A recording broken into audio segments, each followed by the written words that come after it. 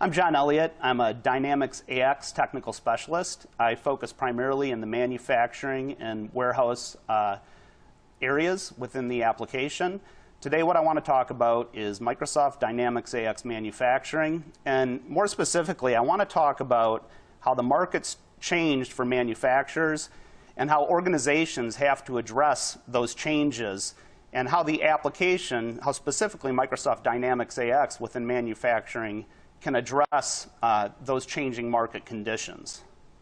So what we're going to do is we're going to talk about what we call the age of the customer, how the customer's changed over the last 20, 25 years. We're going to look at how business priorities have changed specifically for manufacturing organizations, and then we're going to look at the application itself. We're going to look at Microsoft Dynamics AX and look at how we're increasing the speed of doing business by providing a more nimble application for the manufacturing organization. So when you think about it, 15 to 20 years ago, the consumers really didn't have much choices. They didn't have much choices in terms of the products they were purchasing or where they were purchasing them from. If you compare and contrast it to today, what we're seeing is that consumers have a huge amount of choices. You think about how you research products before you make that purchase, how you look at something like a television, how you look at whether it's going to be an LED or an LCD, what the size is for your room, what the resolution might be of that television set. And it's not only that, once we've made all those decisions and choices about the options, then we make a determination of where we're going to procure this from. Who are we going to buy it from? So what's happened is we have this thing called the age of the customer. And they have hundreds, if not thousands, of options in terms of what they're going to buy and how they're going to make those buying decisions. It's not just the end customer either. It's not the ultimate consumer. If we're selling in a business-to-business scenario, we have to assume that the business customer is operating under those same conditions. So their demands and their expectations are extremely high, and they're not going to tolerate failure from the supplier. So that failure might be quality, it might be delivery dates, but we have to address the customer, especially in what we're calling this age of the customer. So how do we do it? In order to meet these demands of the empowered customer, manufacturers need to improve the end customer experiences. We need to drive better performance through our manufacturing operations, and that might mean innovating at a faster pace. It might mean getting the product to the customer at the right time, in the right quantity, at the right quality. But ultimately what we need to do is have a business application within manufacturing that's going to facilitate the manufacturer to achieve those particular goals. So how has this changed the business priorities of the manufacturer? The business priorities are really changing in terms of providing an amazing customer experience to that customer. We need to have intelligent operations. We need to empower our users when they're using the application within the manufacturing setting to be able to interact efficiently, to be able to interact quickly, and to have a people-centric focus as opposed to a business process-focused application. We need to drive that innovation. So what we need to have is visibility into our manufacturing. We need to allow our employees to interact with the system in a very direct, meaningful way. And I'll add that it needs to be in a way that's consistent with the way that they interact with technology at home. The last thing anybody who wants to do as an employee is to come to work and have to operate, function within their job in technology that's older than what they typically use at home. So with the Dynamics AX products, through a series of small demonstrations, we're going to get a feeling for how that employee is going to interact with the system. So 3 key things here.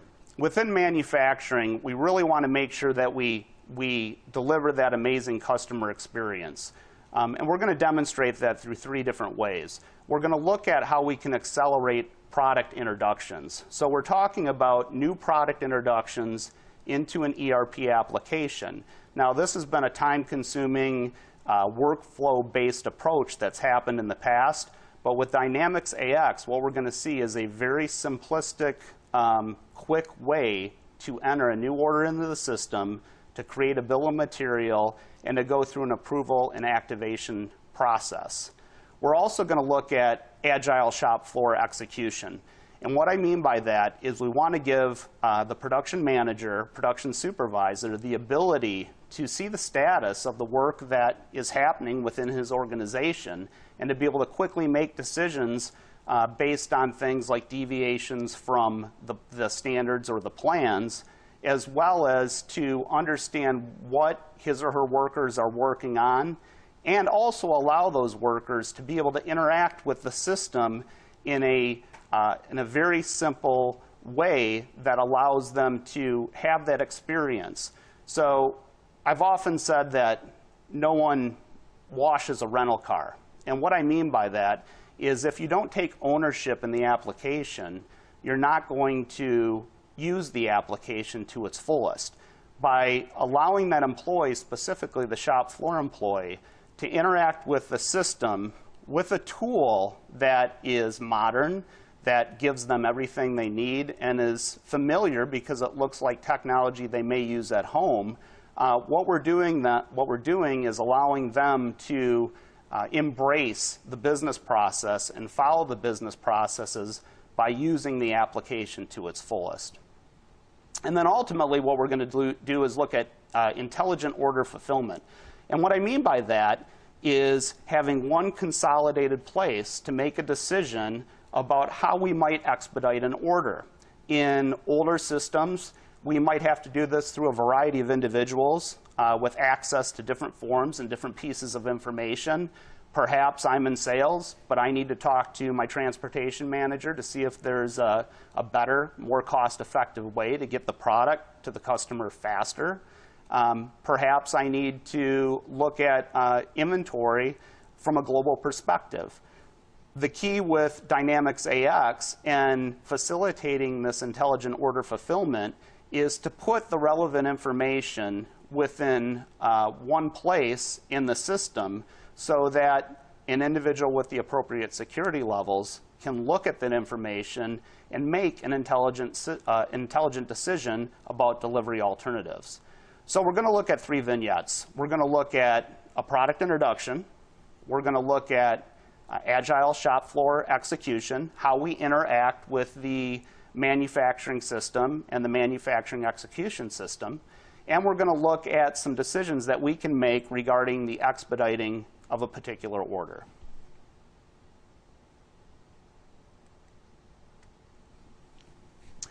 So in terms of accelerating product introduction, really what we want to do is to put an order into our ERP system very quickly. We're going to demonstrate how we can use a template. Any of you that are familiar with ERP systems know that there's hundreds of fields across different modules that have to be entered. What we enable the user to do with Dynamics AX is to very quickly and simply enter a new release product or a new item into their system using a template which is going to pre-populate the key fields so that we can very quickly put that item, in our case, into production, create a bill of material for it, approve and activate that bill of material, and allow manufacturing to begin production on it as soon as possible. Now, this is critical because if you think about our internal supply chain, what we're really doing is accelerating those areas where in the past we would have spent a lot of time delaying the entire process. So through a variety of what we call personas, our product designers and our product engineers will see how we're able to accelerate those procedural tasks so that we can get this item in manufacturing and allow it to be built and ultimately shipped to the customer as soon as possible. Because again, in this age of the customer, the expectation is they pick the options, they pick where they want to get it from, we need to get it to them as quickly as possible to stay competitive. Okay, so let's go ahead and look at Microsoft Dynamics AX, and we're going to look at the product here, and we're going to go through a relatively short demo on accelerating the product introductions. So again, our goal here is to get that product to market to the customer as soon as possible. And specifically, what we're going to see when we go through the demonstration is how we can release the products. In other words, we're going to put a new item number into our ERP system. We're going to create the item master, if you will, and then we'll go through several steps to make that particular item ready for manufacturing. And those steps include creating a bill of material through a copy function and going through an approval and an activation process. Now, we're going to get into the system here with a couple different users. What's key to remember is during an implementation, part of that process is going to be to determine what users have security and access to particular features. So what we'll see is a business process flow. In a typical implementation, what you would see is different users doing these business processes or pieces of the business process, and it would be governed by security as well as concepts such as workflow. So let's go ahead and look at releasing a product. So the first person we're going to talk to here is Eduardo. He's our product engineer. And Eduardo is responsible for initiating the creation of the new, what we call release product within Dynamics AX. So we're looking at Dynamics AX right now. And this is a display of what we call workspaces. So when I think of workspaces, I don't think of the typical ERP solution where it's a menu-driven structure with modules such as manufacturing or planning or procurement. What we're doing is allowing the user to interact with the ERP system in a way that's very familiar. And what I mean by that is it's almost an app-based interface. So if you look at the screen, you're going to see a variety of what we call workspaces. We have workspaces for employee self-service, for master planning, for retail store financials. But because what we're talking about now is Eduardo and creating a new product, a new release product, we're going to use a workspace called Released Product Maintenance. So that's where we're going to navigate to. And now we're looking at this actual workspace. The workspace, think of it as a landing page for that job function that I want to do. If I'm Eduardo and I'm only concerned about understanding and looking at released products or items that I'm trying to manage to make sure that I can procure or produce those, this is kind of the landing page where I would go to understand what needs to be done. So from this page, I have a variety of pieces of business intelligence. I have navigation to forms and screens that I would typically go to. And I have a list of things in the middle, a list of cases. Maybe it's an engineering change. Maybe it's a problem with this particular item. But remember, our storyline here is that Eduardo wants to very quickly release a new product. We want to get that product to market. In this age of the customer, we want to satisfy their need to get that product as soon as possible. So what we're going to do is create a new product, a new released product. And just by simply clicking that new button, the application provides me with the ability to now enter in that new item, that new released product. And as I had said, because we want to do this very quickly, what we're going to do is to use what's called a template to default all that information into the system that needs to be done. So if you have familiarity with ERP systems and creating new items, you know that we have bills of material, we have planning criteria, we have costing information. All of that information can be defaulted into our system very quickly. So what we're going to do as Eduardo is to go ahead and put in that item number, which is this D0003W. We'll put in the name, And the next thing we'll do is apply this template. And we're going to use what's called the standard speaker template. And as soon as I did that, you'll see that we pre-populated all these other primary fields within the item master. So as simple as that, I was able to create a new item. Now, it depends, and it's based on having the appropriate templates defined. But in the case of our demonstration company here, we create speakers and audio products. And because we create many different models of speakers, it means that there's no reason for me to go into the item master field by field and enter in every single piece of information. I'm able to do it through defaults.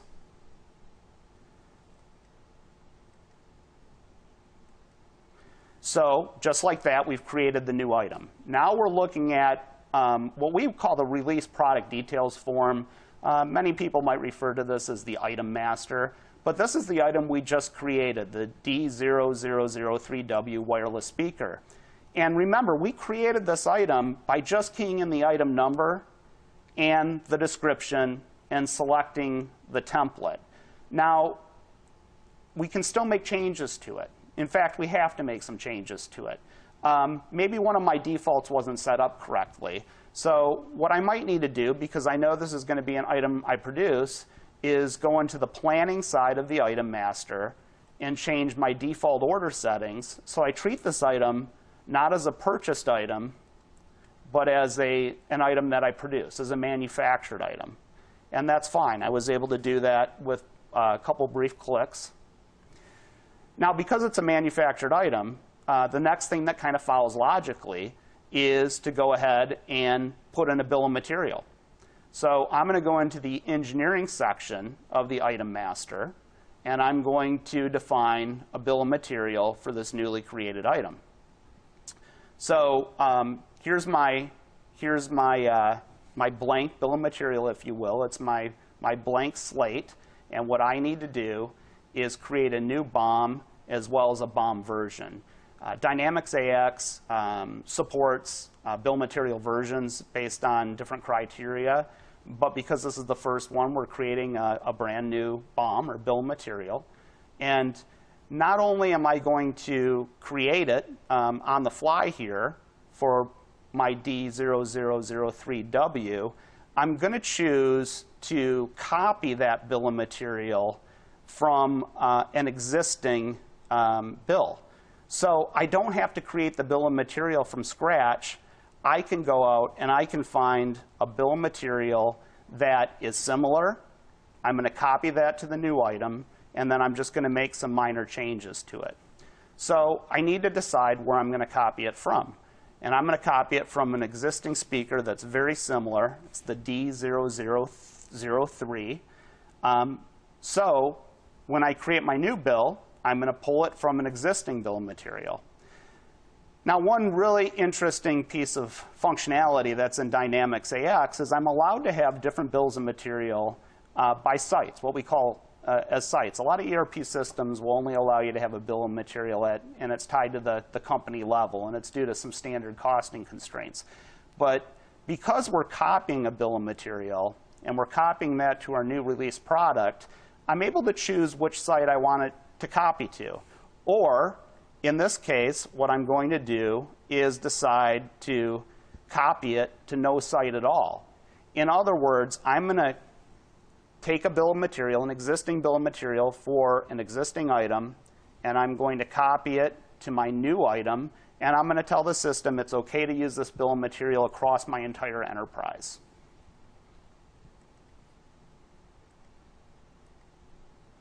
So now we're looking at our new bill of material.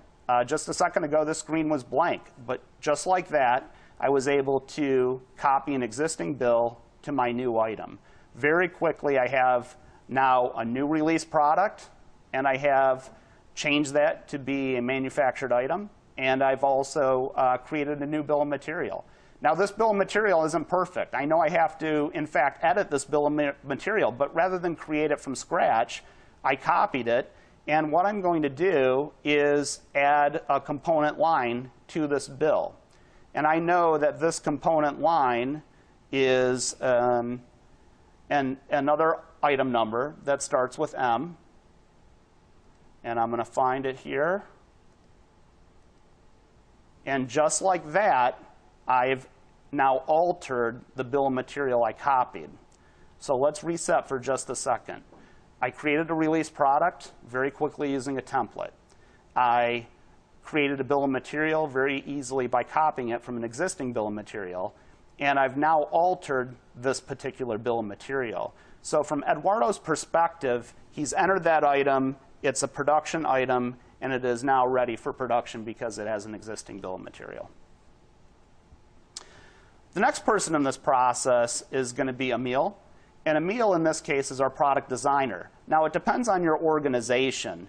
But typically, someone might enter data, such as a bill of material, and there's an approval process to go through. We want to make sure that what we're going to produce, what we're going to plan for, is accurate. So before this particular item is going to be released to manufacturing, so it can be planned for and produced, and the components can be procured or manufactured, there is an approval process, as well as an activation process. And in this case, Emil's responsible for looking at this particular bill of material and making a determination on whether it should be approved or not. So just like we went into the workspaces before, we're going to use that same kind of application or app feel for the user to go into another workspace. And we're going to go into the product readiness for discrete manufacturing. Just as before, we have a series of tiles on the left. Those are the blue blocks. We have links to the common forms that we go to. And this is all a personalization. If certain users want this to be laid out in a particular way because they go to other forms or other reports, or they want to surface Power BI within these forms, that's all personalization. But in this case, what Emil's really concerned about is this tile over here. He's concerned about the release products that are missing an active BOM. Well, that's exactly what we just did. We created a release product, and we created a BOM for it, but it's not active yet. We can't do anything with it at this point. But Emil now knows that because on the tile, he sees that he has one instance of this happening. And by clicking on the tile, he's automatically taken to that new item that was created, which is the D0003W. He's going to go into the engineering tab. He's going to go into the BOM versions, and he's going to approve that bill of material. Upon approving it, Emil is going to have to identify himself because we want a record, an audit trail of who approved that BOM. So we'll go ahead and do that. And we're also going to improve the BOM version as well. And now you can see within the red box here that I've called out that this bill of material is now approved, and we have a record of who approved it. Okay? So let's just say the workflow in your organization, and again, this varies depending on the organization, but in your organization, now that the BOM's approved, it needs to go back to product engineering because they're going to activate it. Now, this is something we could give one person the authority to do, the approval and the activation. It all depends on your organization. But in this case, for our fictitious organization here, our process is somebody creates it, somebody else approves it, and then somebody else activates it. And that's what allows it to be released to production. So in this case, Eduardo is going to go back into the bill of material, and maybe he doesn't have the option to approve it, but now he has the option to activate it. So it's kind of like that two-check process. And what Eduardo has done here is activated the bill of material. So what we've done is created that release product, and we did it very quickly. We did it by using a template. In fact, all we keyed in was the item number and the description, and then applied the template to it. We created a bill of materials, and we did that by copying the bill of material from an existing bill, altering it, And then we went through the approval and activation process. Very rapid way to put a new product into the market, as well as to maintain the controls and the structure in terms of the business process and the approval workflow. The next thing we're going to look at is agile shop floor execution. It's one thing to put that product into our system very quickly to make it ready for production. The other side of it is to be able to produce it quickly and to produce it in a way that allows our users to want to obey those business processes and makes them want to interact with the system in a way that's easy, that's people-centric, and that's using technology that is what they're used to using probably in their everyday personal lives. So in this case, we're going to look at how we look at the releasing of production orders, and in fact, which production orders are able to be released based on things like the availability of materials. We're going to talk about how we can toggle the priorities of production orders. Maybe we have one production order that has to be done before everything else because we have that demanding customer. And we're also going to look at how the worker himself is going to be able to start production and report on production based on a very simplified interface.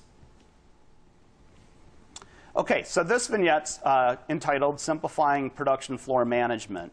And in this particular vignette, what we're going to look at is how a production floor supervisor, manager, whatever the title is, can supervise the staff, understand who's on his or her team and is working that particular day or who's taking the day off.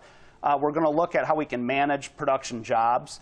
And this is a relatively short vignette, so we're only seeing the tip of the iceberg. But we'll get a feel for how Dynamics AX provides this visibility.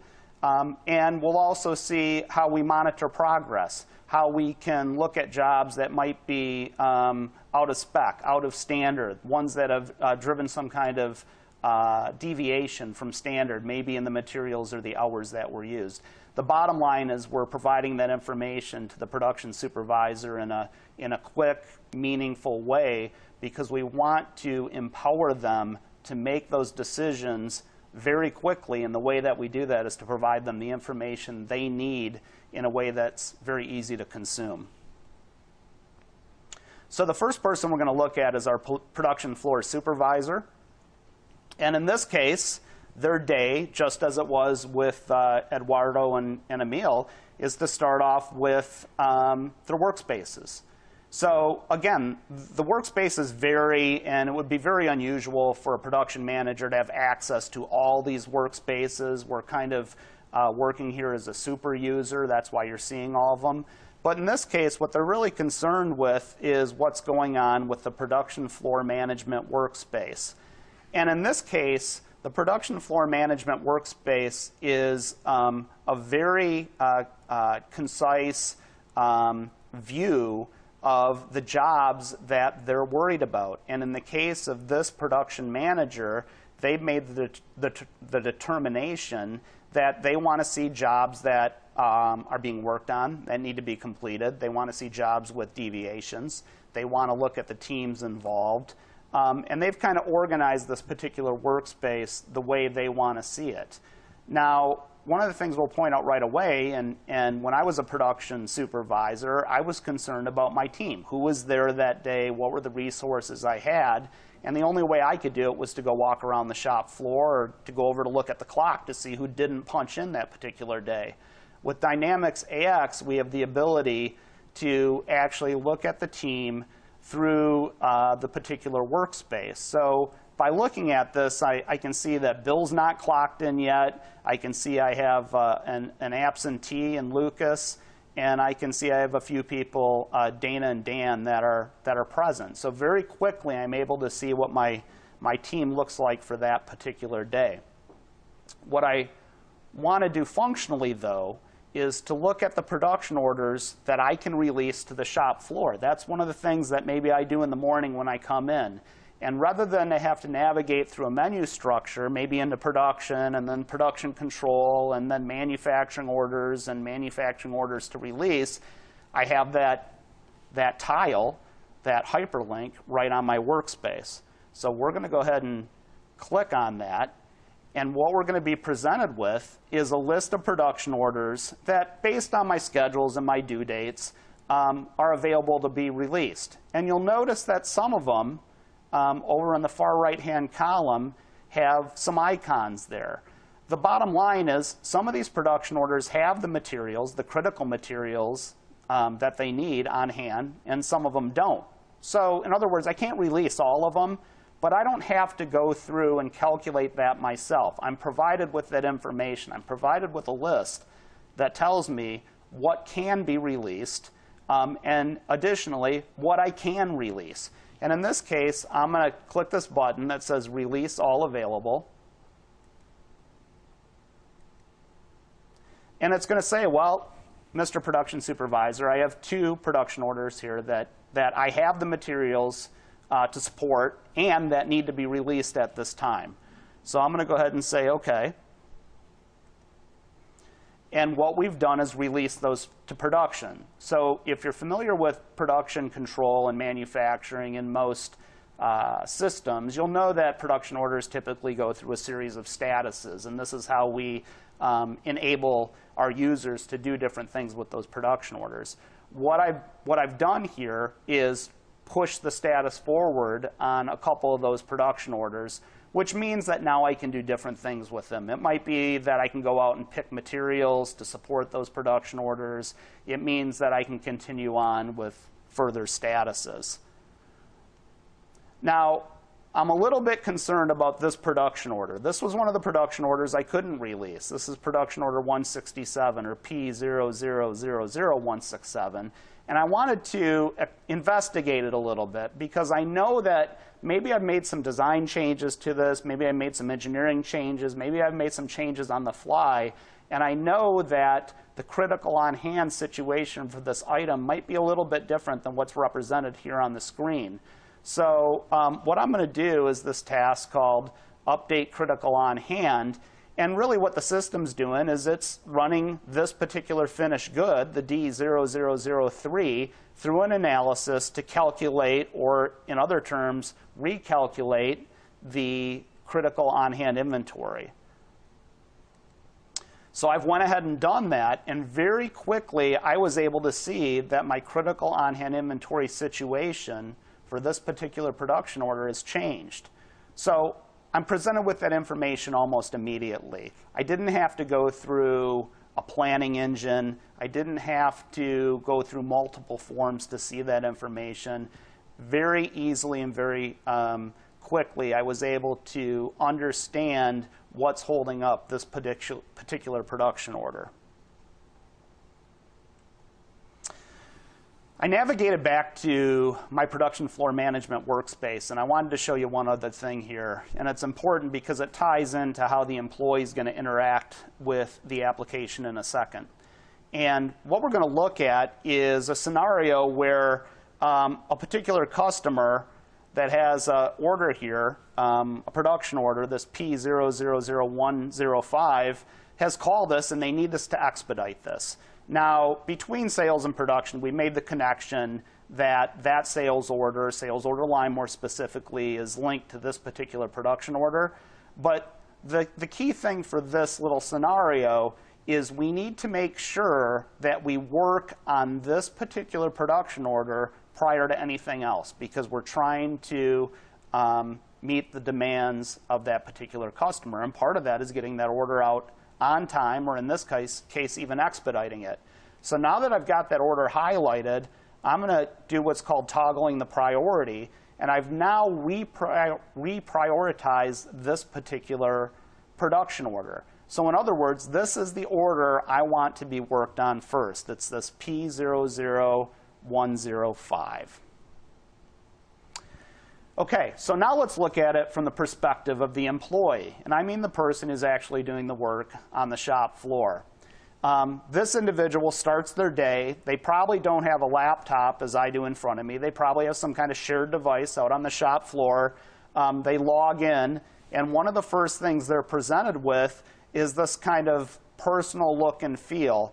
And I'm not going to go into detail on this particular workspace, But if you look at it very quickly, you'll see there's some things here that aren't all about manufacturing. Even though Shannon's a machine operator, we've got some personal information here. We've got a phone number and an address. We've got some things here about performance goals and expenses. This is kind of the landing page for your employees, and almost all your employees would have something like this, so they can kind of do that employee self-service of their own personal information. Now, getting back to our story, in this case, Shannon's clocking in. That's what he needs to do. He needs to do some work. So he's going to navigate a little bit differently to the production control area, and he's going to go into something called the job card device. Now, I want to point out that this would be a perfect place to have a touch-enabled device. I'm using a laptop for this demonstration, but I could easily process this transaction with a Surface, with a phone, any kind of touch-enabled device. But in this case, Shannon's going to clock in with his badge number. So I've now logged into the system, and the first thing I'm presented with is a production order here. It hasn't been started yet, but I'm Shannon, and I'm curious about the stuff that I can work on this particular day based on the schedule. So I'm going to click this Assign button, and I'm now presented with a list of production orders. These are all production orders that need work, that can be worked on right now. And the first one is that P0000105. Why is that? Well, we toggled it, we gave it the highest priority, and we put it at the top of the list. So Shannon's going to go ahead and pick that one, and you can see that it's now notated as being a high priority production order. And we're going to go ahead and start the job. Now remember, this is probably a shared device, meaning a shared laptop, a tablet, some kind of interface that the folks on your shop floor are using. But Shannon's going to go ahead and start this particular job. He's going to be asked to determine the quantity that he's working on, or inputting the quantity he's working on.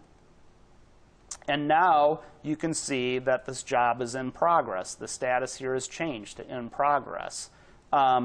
We need to, being Shannon, being the production worker, we need to now report the progress of this job. So time has passed. I've done some of this. I've done some of the Operation 10 wiring functions that need to happen, and I'm going to go ahead and report the progress.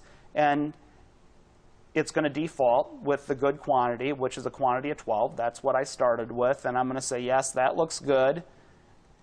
And now I've went ahead and reported that particular operation within the production order as being complete. So Shannon has now performed that task using a very simplified interface. And if you remember that comment or that statement I made about how no one washes a rental car, this is exactly what I'm talking about. Shannon buys in to following the business processes. Shannon doesn't mind using and reporting when he starts and when he finishes the job. Even though Shannon's really concerned about making wiring harnesses or whatever it might be, that's his interest, that's what he does well. Using the system is not an encumbrance for him because we provided him an interface that's very easy to use, that looks and feels like something he may use at home. It's not outdated. He doesn't have that impression that when he comes to work, he's using outdated technology. Now, the next thing Shannon's going to do is to leave. He's done. And he's going to clock out of this device. Remember, it's a shared device, and somebody else wants to clock into a job. So Shannon's going to go ahead and log out. And by doing so, he very efficiently and effectively reported production, or at least a production operation, against an existing production order. No papers and pencils, touch-based, shared device on the floor, and most importantly, because it's easy and it's comfortable to him, he followed the business process. When we don't follow the business processes and we do things outside of the application, we don't have visibility to what's happening on our floor, in our warehouse, or within our organization. Now, the last thing I want to point out in this scenario is the production floor supervisor. So we saw how he interacted or she interacted initially in terms of releasing orders and changing priorities. But in this case, we're going to go back to the production floor management workspace. And now that we know a little bit more about it, we're going to see that there's some other options here. And I had talked about jobs with deviation. When I managed a shop floor, probably the primary thing I was concerned with is the jobs that weren't going right. You know, what did I have a higher scrap rate on? Or what jobs were taking more time on a particular operation? This is a very brief list embedded into the workspace that gives that production floor manager immediate visibility to the outliers. I'm not concerned about everything that's going right. That's the expectation. But I do need visibility to what's going wrong so I can investigate why it happened and try to prevent it from happening again. OK, so we looked at simplifying production floor management. We looked at how we might supervise staff and interact with production orders in terms of releasing them, in terms of prioritizing them. We saw how someone who actually does work on the shop floor interacts with the system in a very simplified way. And ultimately, as long as we provide that mechanism for our shop floor personnel to record the transactions that we want them to record, the benefit or the gain is now we have data, we have visibility, we know what the status is of the jobs on our shop floor. And the beauty of Dynamics AX is all that data is displayed how how we as users want to consume it, so we can make those business decisions and have that intelligent insight to ultimately meet the needs of that particular customer. OK, so the last part of our story here, now that we've created a new product and we've created a bill of material, and we've released that product to manufacturing, so now we can produce it. And we've produced some of it using our production management techniques, whether it's from the supervisor's perspective or from the employee's perspective, is to ship the thing out. And in this case, we have an existing sales order line.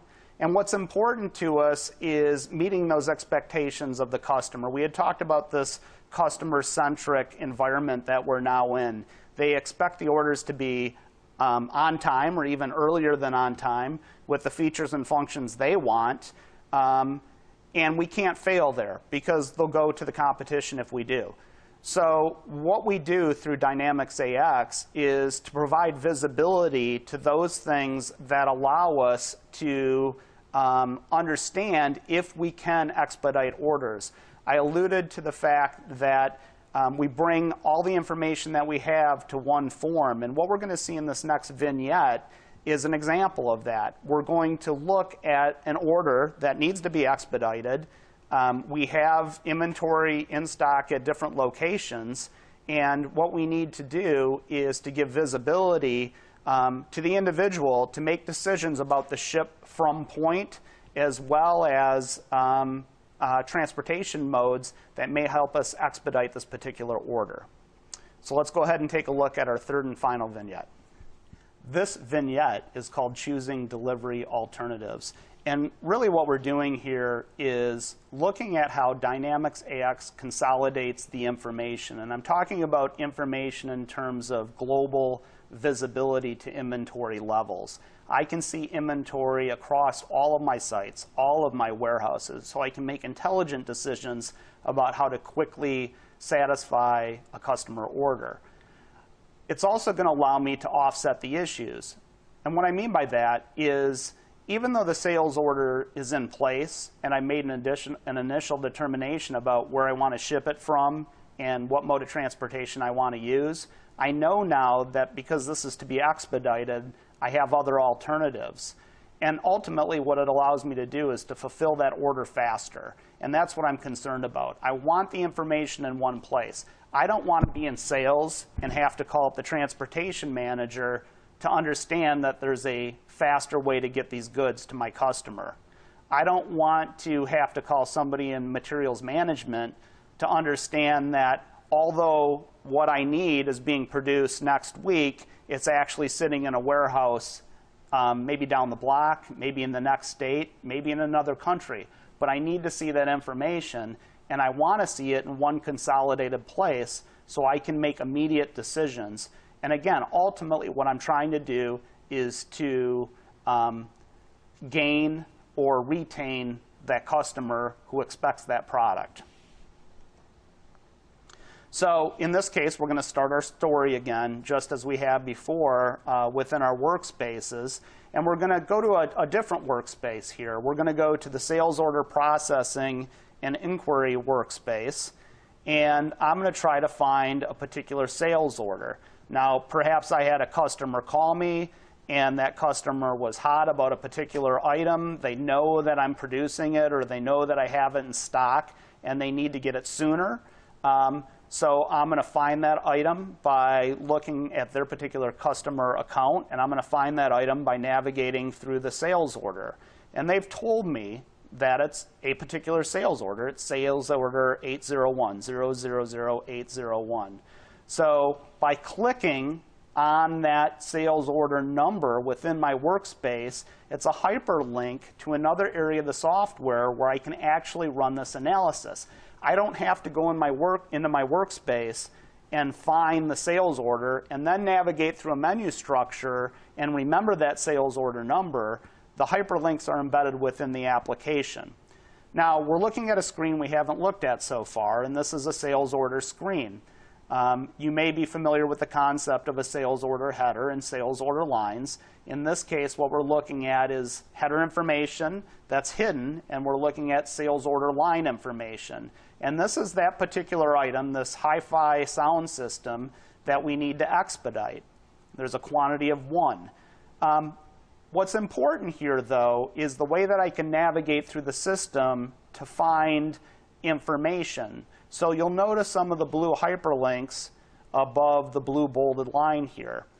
These are all kind of areas where I can navigate to. So if I wanted to find information about inventory or financials, if I wanted to add new lines to the sales order, this is how I would do it. In our situation, it's an existing sales order line. And what I want to do is go into product and supply, and I'm going to look at this thing called delivery alternatives. Now, I had mentioned that we consolidate all this relevant information for the delivery alternatives onto one screen, and that's what we're looking at here. Within this red box, you're seeing the current situation, that we promised a quantity of 1, the receipt date is 3/2, the ship date is 2/29, and the mode of delivery is by truck. And what I can do is understand why we made that particular promise date.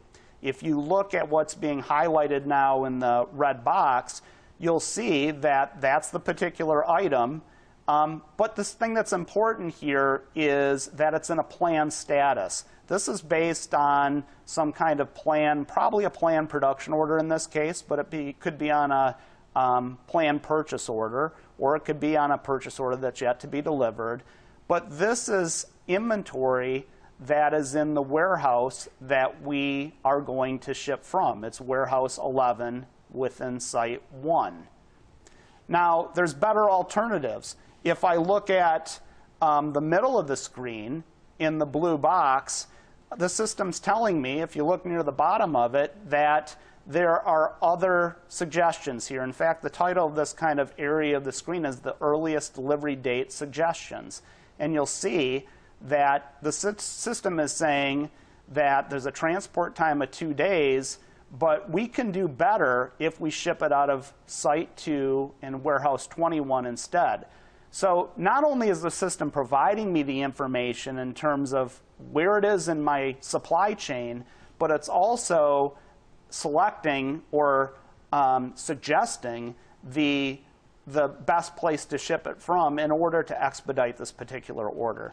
So what I'm going to do here is go ahead and say, yep, I agree with this being shipped from Site 2, Warehouse 21, as opposed to Site 1, Warehouse 11.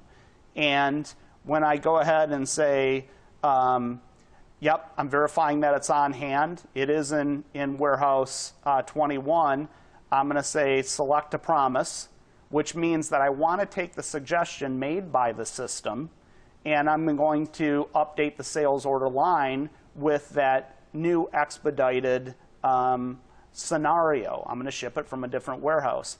And once I've done that, within the red box here, you'll see how things have changed. If you remember, the original receipt date was 3/2. Well, I've been able to expedite that to 2/26, and I've been able to do that because the system provided me the information to have the insight and then allowed me to take action on it. Now, the second part of the story isn't just about where the inventory is located within my supply chain, but it's about what mode of delivery I want to use. I can ship it out of a different location, and I can get it to the customer faster, which is what I need to do. I need to do that to satisfy the customer. But I now don't have to pick up the phone and call my transportation manager to understand if this thing could be shipped by a different mode. Right now, it's being shipped on a truck. And you can see that the transportation time is set to 2 days. But based on this information, I have delivery alternatives. I could ship this parcel post, and I could get it there in 1 day. It may cost more, and that can be part of your analysis as well. But it's another way to shorten that delivery lead time, which is ultimately what I'm trying to do to expedite this particular sales order line item. So I'm going to go ahead and select it.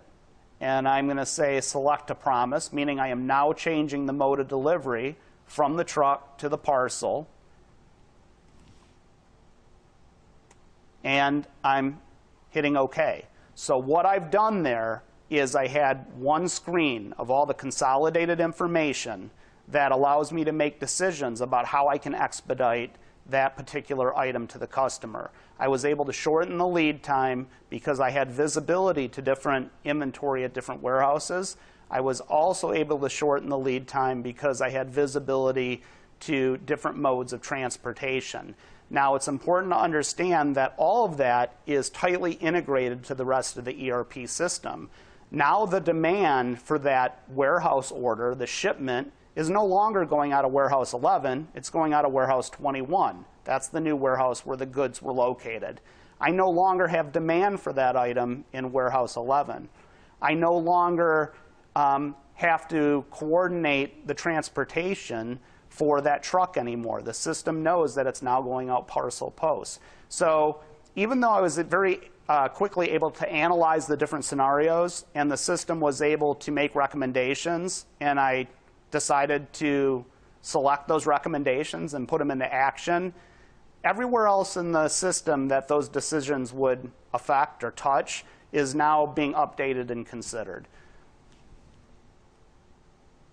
So choosing delivery alternatives. Part of this overriding idea of the empowered customer is to meet their expectations that they get what they ordered in the quantity and quality on the date that they want it. And we looked at a variety of different things. We looked at how quickly we can get a new item into our production system, including the bill of material. We looked at how we can quickly prioritize an order for that item and push it through our production system with a very easy-to-use interface for our shop floor control employees.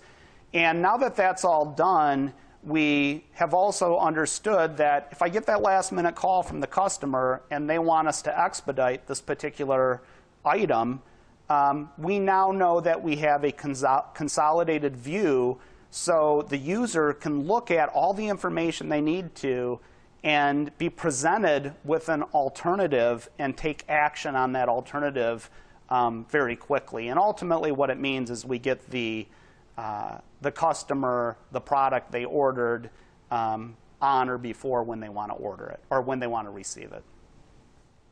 So we've seen 3 vignettes, and they affected different areas of the enterprise. They affected engineering, they affected manufacturing, they affected outbound logistics.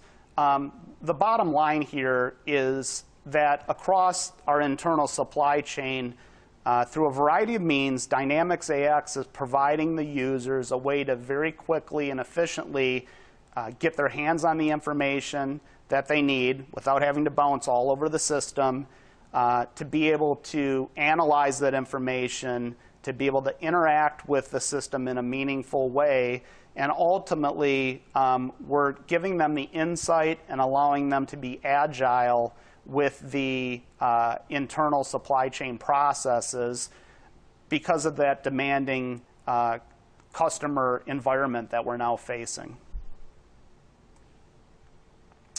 And if you kind of look at Dynamics AX as an end-to-end process, the vision comes from one single platform or one single production environment that is based on how people are going to do their job, not necessarily how the processes are defined within the application. And that's great because, again, if we can empower the individual who's using the system by giving them the information that they need and giving them the tool that they need to conduct the transactions, then they will conduct the transactions. Because if they don't, the level of information in terms of the accuracy and the completeness isn't going to be there. The other important thing to note, and we really focused on 3 very specific vignettes here because we were trying to illustrate a couple key points, is more generally with Dynamics AX, it's one system that supports discrete manufacturing, it supports process manufacturing, and it supports lean manufacturing. And this is really key because not only do we do things with bill of materials like we saw in the discrete environment, but we support the concept of recipes and potencies. We support the concept of Kanban production reporting, as well as Kanban inventory movements from things known as supermarkets. These manufacturing processes can be combined. I can have a discrete item that has sub-assemblies that are process-based or that are controlled with lean manufacturing. It's not a one or the other approach. And then when we couple that with the fact that Dynamics AX also supports make-to-stock, make-to-order, engineer-to-order, configure-to-order, we're really hitting on a very a broad population of manufacturing topographies. And that's important because although most manufacturing organizations are going to be focused on a particular manufacturing process because that's their strong suit, be it configure to order, it doesn't mean that through acquisition or a strategic move, they don't want to get into a make-to-stock or a make-to-order environment or something that might lend itself from more complex manufacturing to perhaps lean manufacturing techniques. Dynamics AX, because it has such a broad footprint, specifically in manufacturing, it does support all of these manufacturing processes within the same application, within the same instance. So really what we're doing when we say increasing the speed of doing business is Dynamics AX, and more specifically Dynamics AX Manufacturing, is really empowering those organizations by enabling their people to make smarter decisions, to facilitate quicker decisions, and to provide for that business growth. I hope you enjoyed this presentation. My intent was to give you a perspective of what we can do with Dynamics AX and really to show you a very modern enterprise solution specifically for manufacturing and how it's related to what we're seeing in the marketplace today and the increasing demands of the consumer.